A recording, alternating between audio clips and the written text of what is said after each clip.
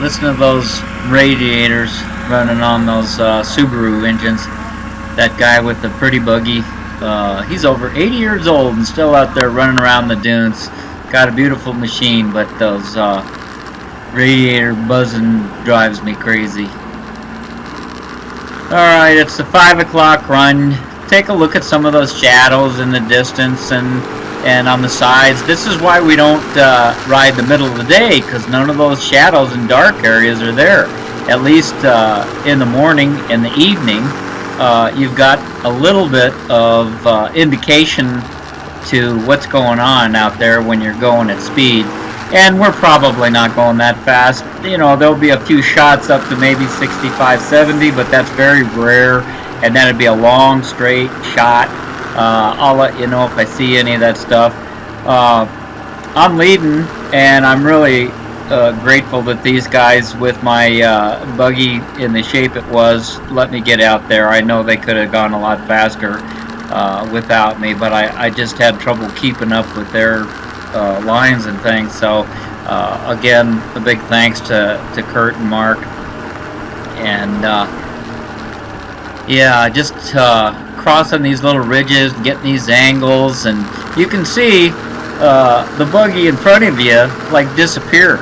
And sometimes as you're coming up like this, you don't see anything, and that is where the danger lies. We stay spread out.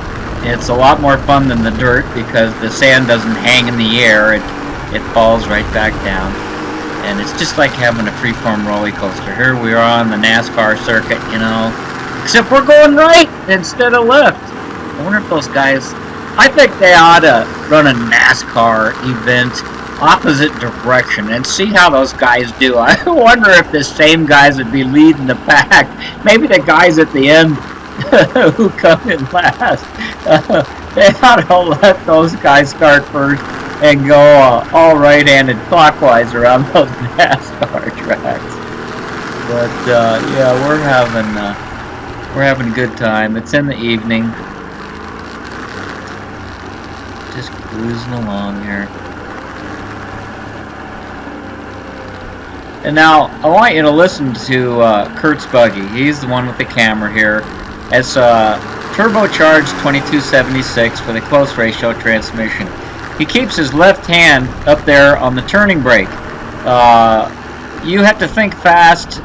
There's always things that can come up that you want to avoid, and it's just a habit. And these are pretty smooth, big, open dunes, but Kurt's been running for years and years and years all over the place, and there he goes for a downshift to third. But it won't be long and he'll be right back up. And he's not working that engine hard. Yeah, it's turbo, but it is the base cam, entry-level cam for turbos, which would probably be like an Engel 100. They changed the lobe center. Normally, aspirated Volkswagen is at 108-degree lobe center. Now here's a nice long stretch. Woohoo! Yeah, man, I feel like I'm there. And a turbo cam, sometimes they'll grind them on 112-degree lobe center. And that's from center to center, from the intake lobe to the exhaust lobe. It just takes more advantage of the turbo design. And you're not on boost all the time, so the engine will run. You wouldn't have to have a turbo, and you could run a turbo cam. These guys aren't on boost all the time, and the engines run fantastic. But when it's available and you're going for it, it's there. Kurt's trying to turn off the camera, I think.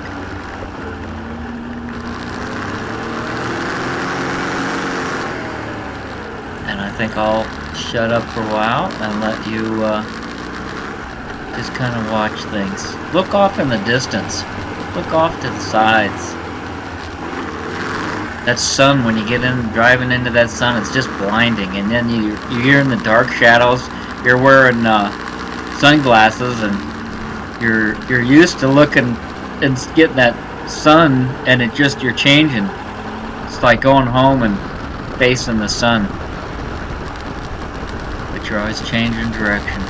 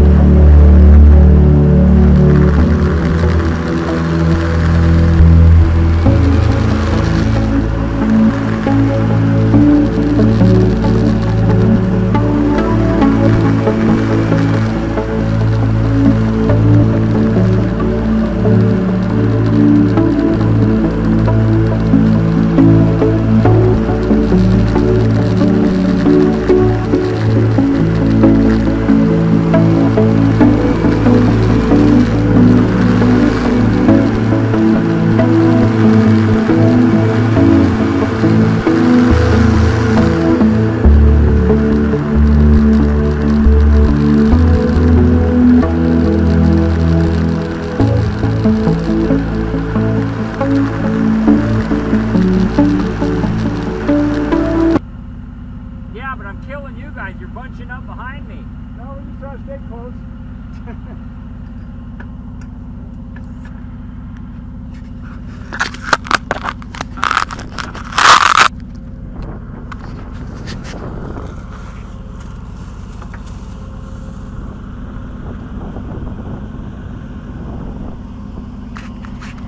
Every now and then we take a little break and stop and make sure that everybody's car is running good, everybody's happy with the run.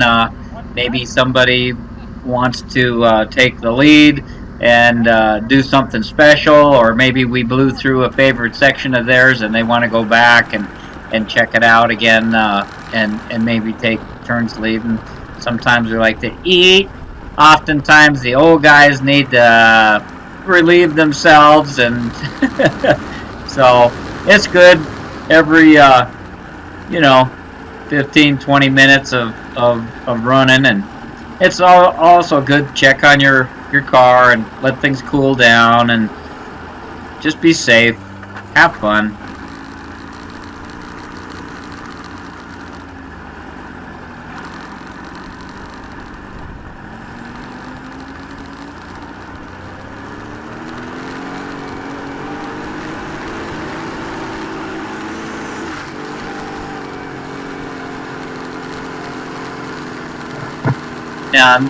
After this last stop, we decided that it was getting late and everybody was tired. We wanted to get back to camp. It had been a long day, and so I was totally exhausted, and they were more than happy to have me lead. Going back is the most dangerous part because there's a lot of drop-offs. You're going against, you're going with the prevailing wind. Yeah, you're going with the prevailing wind. So there's a lot of sudden drop-offs that are hard to detect, and it's usually on the going back that accidents happen, and a lot of pitfalls there. So you have to be careful. You'll be driving along, think you see an edge, or maybe you don't see it, and you'll just be flying off into air. And if you drop 5 or 6 feet with a 1,200-pound car, that's when you're going to get damaged. So yeah, I'm not really cruising the bowls. I'm just intent on getting back to camp safely.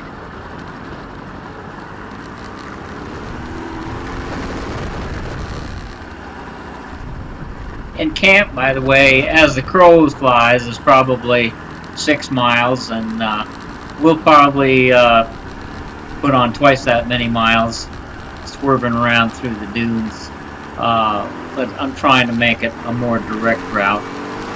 A little less exciting, but we're, like I said, we're just tired.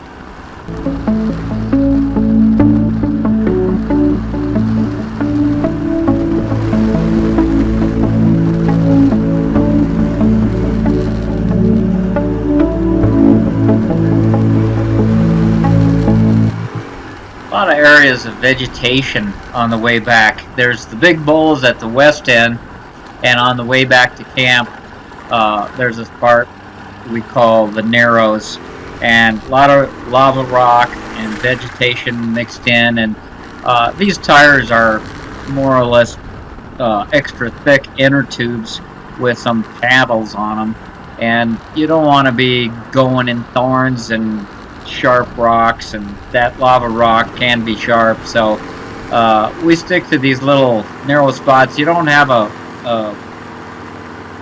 big variety of places to go through. There's 2 or 3 sort of main trails, and there'll be patches of sand in between, and then you'll come to these little blowouts where there's usually a well-worn trail that goes through it. It's best just to stick with that and avoid ruining your tires. Not too much.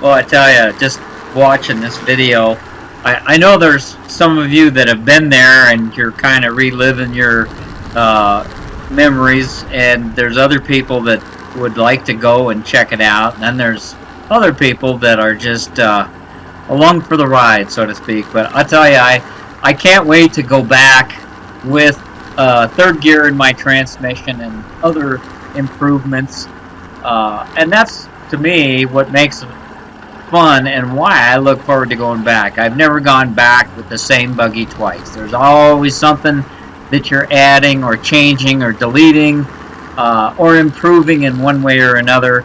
So it's always fun to see how your buggy reacts to situations that you're trying to improve.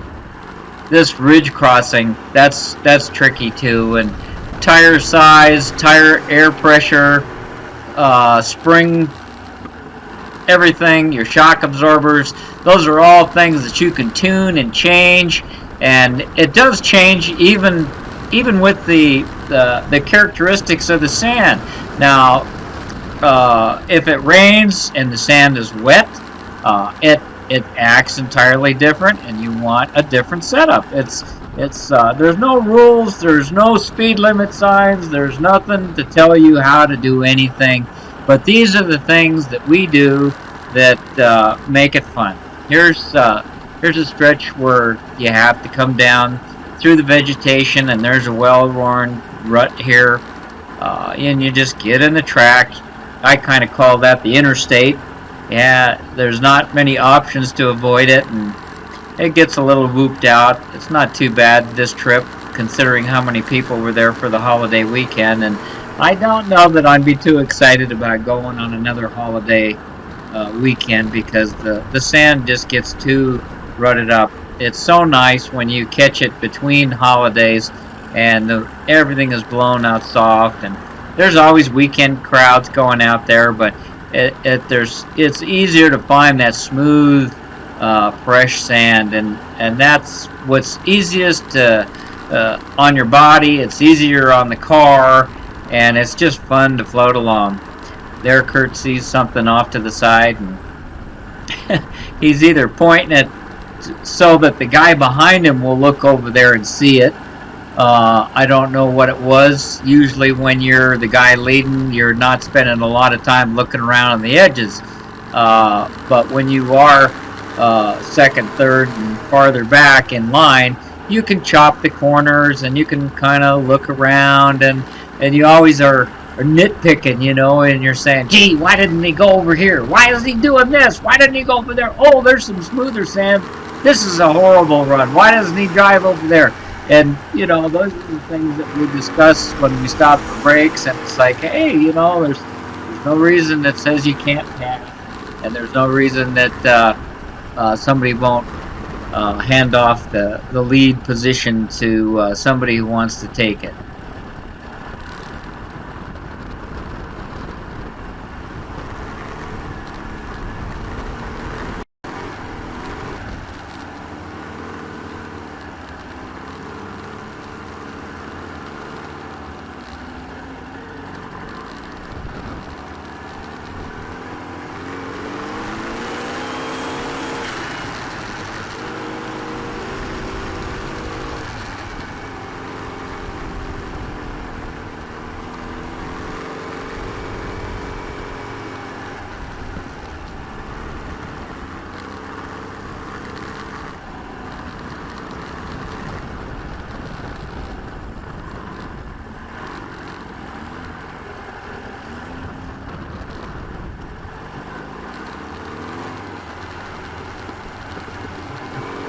Thanks for coming along. I hope I didn't mess this video up too much with my narration.